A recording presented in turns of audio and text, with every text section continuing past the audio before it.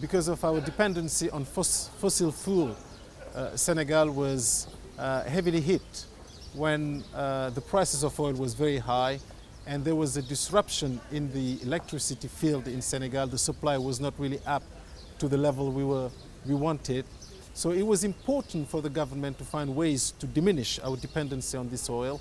And one of the ways in which we could contemplate a solution was to draw on renewable energies, because we have a lot of sun.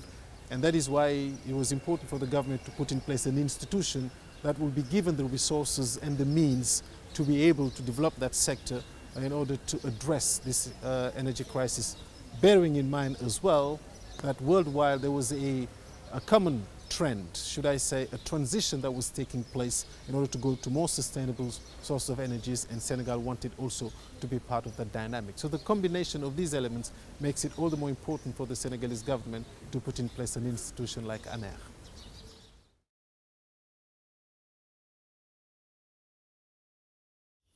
To the mission of Aner were assigned a very quantified target in terms of production of electricity from the renewable sources. Now we started off, as you said, at 600 megawatt as an installed capacity, but the government wanted at that point, where we only had less than 0.2% of renewable share in the energy mix, the Senegalese government set the target to 20% by 2018.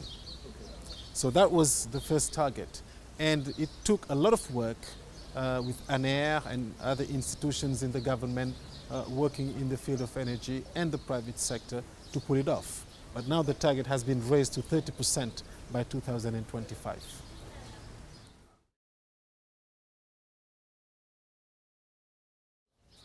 Well, the partnership was built because there was a common goal between these two organizations.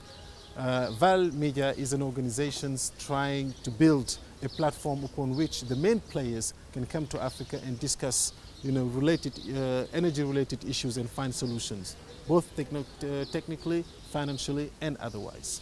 And Aner has a mission to take Senegal from a point where there was no share of renewable energies in the mix to a place where a substantial amount of the energy we consume in the country would be from the renewable sources. And in doing so, it has to execute a series of strategies. And among those strategies, it is how to find some ways to enter in dialogue, in interaction with the main players, both in the sub-region and beyond.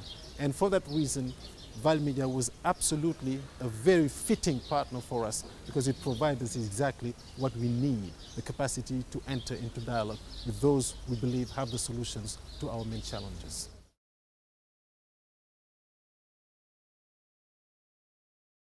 The West African Power Summit 2018 will be a tremendous occasion for us, first to build on the success of last year, where for the first time we could have in the same place at the same moment tremendous players in the field, both nationally in the sub-region and internationally, where we set up some dynamics of exchange, because we had the occasion to expose our main challenges when it comes to the technological side, the financial side, but as well as the institutional side.